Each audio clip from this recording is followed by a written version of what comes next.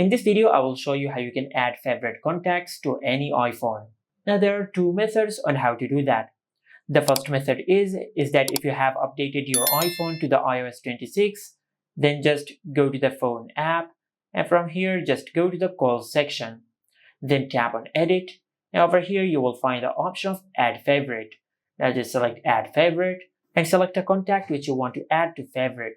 Now from here just select if you want to set it for messages or for mail, or you might have also the option for calls. Now for an example, I will select for mail. Now after you do that, you'll add the selected contact to your favorite. Just tap on done to save. Now as you can see, we have added the selected contact to the favorite. Just like that. Set it to calls. And this is it. But if you have an older iPhone, like if you have an iPhone which is running on iOS 18 or below, the option to add a favorite will be a bit different. Now if you have an older iPhone, if you open the dialer app, you will have the option of favorite at the bottom of the screen.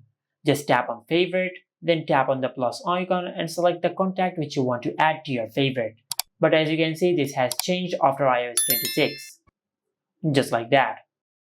And this is how you can add favorite contacts on any iPhone. Make sure to like, comment and subscribe. Thank you for watching.